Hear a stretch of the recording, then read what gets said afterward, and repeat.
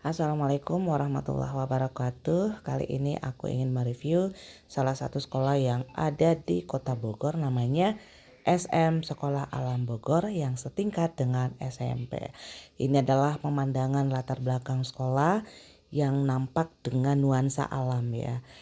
Ini ada di pinggir sungai yang sangat indah dan juga sangat alami. Tidak perlu AC, suasananya sejuk, jadi anak-anak betul-betul nyaman pada saat proses pembelajaran. Nah, ketika anak-anak berangkat sekolah, mereka menggunakan baju biasa aja seperti ini. Dan mereka belajar betul-betul santai ya. Kegiatan ekstrakurikulernya juga banyak. Intinya di sekolah ini sangat menekankan proses pembelajaran berbasis entrepreneur, berbasis karakter dan merdeka belajar.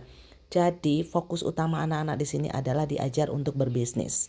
Mereka diajarin bagaimana membuat produk dan bisa dijual sendiri. Salah satunya di kantin-kantin mereka itu ada jualan yang dikelola oleh anak-anak siswa sendiri dan mereka jajan di dalam area sekolah sendiri. Nah, ini adalah bank sampah di mana anak-anak yang tidak boarding school dianjurkan untuk membawa sampahnya. Kemudian sampah-sampah ini dipilah, ada sampah plastik, elektronik, kemudian ada sampah kardus. Bank sampah ini akan mengelola untuk menjadi media pembelajaran atau untuk menjadi sebuah karya yang layak untuk dijual ya. Jadi sekolah ini mengajarkan anak-anak bagaimana bisa mandiri, amanah, memiliki tanggung jawab, terutama cinta kepada lingkungan. Discovery the great in you. Pokoknya keren banget ya. Sekolah ini untuk masuknya juga nggak terlalu mahal ya. Sekitar 35 juta, kemudian bulanannya kisaran 3 jutaan mungkin yang boarding school ya. Soalnya saya nggak sempat nanya sih yang boarding schoolnya berapa. Yang pastinya ya kisaran itulah ya. Kemudian suasana di lingkungan sekolah ini juga sangat bagus, ada di dalam perumahan mewah yang ada di Kota Bogor. Mewah, tenang, adem, alami, natural, pokoknya the best lah ya. Ini yang membuat anak-anak betah untuk boarding school di sekolah ini. Jadi modelnya dua, ada boarding schoolnya, ada yang enggak. Jadi orang tua bisa memilih. Kalau anaknya ingin boarding school, ada fasilitas untuk boardingnya. Kalau enggak juga boleh. Kemudian dalam kegiatan boarding schoolnya juga ini difasilitasi untuk seperti pesantren gitu ya. Ada pembelajaran yang terfokus kepada fikih, kemudian hafalan juga ada, dan juga tauhid. Kemudian dasar-dasar untuk ibadah lainnya juga diajarkan pada saat jam-jam di luar jam sekolah inti gitu.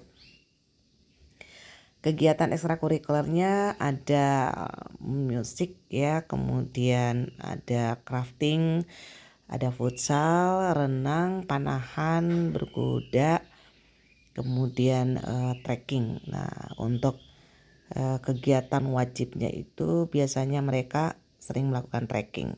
Oke, kita mulai memasuki area sekolah ini. Nah, di samping kanan saya ini adalah tempat untuk melakukan kegiatan ekstrakurikuler, misalkan kegiatan pentas atau pengajian dan sebagainya. Nah, ini di sisi kiri ini adalah lapangan futsal, lapangan bola. Nah, di sana tuh ada semacam teater ya, tempat anak-anak misalkan pentas kegiatan mereka, karena mereka sering pentas ya. Mereka sering pentas entah itu drama atau musik dan lain sebagainya atau lagi presentasi. Nah, inilah kadang suasana belajar mereka dengan gurunya tuh berdiskusi di luar kelas. Jadi semua yang ada dalam area sekolah ini dijadikan sebagai sarana proses pembelajaran. Ini adalah kantinnya. Jadi yang jualan di sini bergantian. Anak-anak itu bergantian tapi tetap didampingi oleh guru. Jadi mereka bergantian dan produk olahan makanan sampingan atau jajanan gitu ya diolah oleh siswa sendiri, mereka yang buat sendiri, mereka yang jual sendiri, mereka makan sendiri, mereka yang beli sendiri. Keren banget ya. Jadi betul-betul anak-anak diajarin entrepreneurship. Lanjut lagi, kita akan melihat ini adalah loker. Jadi setiap siswa itu memiliki loker tersendiri untuk menyimpan peralatan mereka. Soalnya sekolah ini kelasnya ini moving, jadi tidak menentu dari pagi sampai pulang sekolah itu belajar di sini terus. Jadi kadang moving class, kadang di rest area di luar kelas, kadang di dalam kelas. Nah, ini yang membuat anak enjoy ya, karena mereka tidak terlalu terpaku dalam suatu ruangan khusus. Nah, inilah tempat mereka untuk menyimpan tas mereka. Kemudian buku tulis sangat dibatasi, jadi mereka lebih banyak belajar learning by doing, praktek langsung, project dengan proses pembelajaran mereka gitu. Kemudian lebih banyak menggunakan IT, jadi anak-anak wajib membawa laptop misalkan ataupun handphone untuk digunakan secara positif di ruang kelas. Jadi sekolah ini sudah standar ISO, satu kelas itu minimal 17 orang saja. Di maksimal betul proses pembelajaran. Mereka juga menggunakan pakaian biasa sehingga kayak nggak ada gap antara guru dengan anak gitu ya. Mereka bebas tapi beradab ketika terjadi sebuah proses pembelajaran. Jadi mereka proses pembelajaran ini banyak diskusi, lebih banyak sharing. Setelah mendengarkan materi, mereka langsung keluar untuk mempraktekkan apa yang mereka telah dapatkan di ruang kelas. Ini kita lanjut lagi ke ruang atas. Ini juga masih proses pembenahan juga sih ya.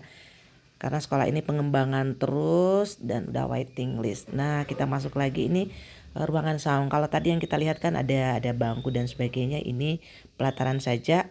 Jadi kadang mereka belajar di tempat ini juga. Dan mereka sering moving, tergantung strategi apa yang digunakan oleh guru di dalam memberikan proses pembelajarannya.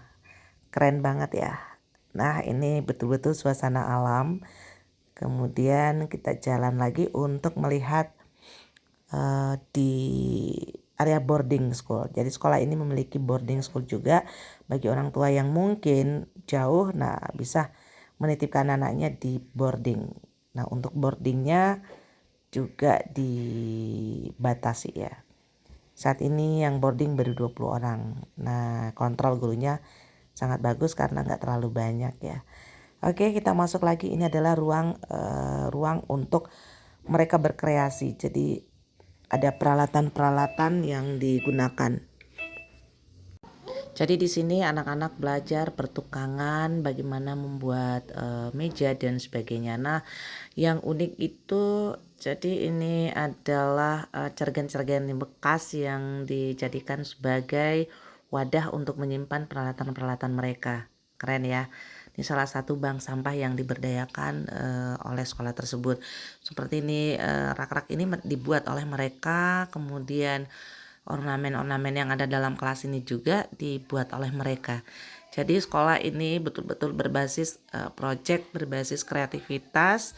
Anak-anak distimulasi bagaimana mereka mampu mengekspresikan ide-ide mereka, berkreasi gitu ya. Nah, anak-anak yang dominan otak kanan cocok banget di sekolah di sini.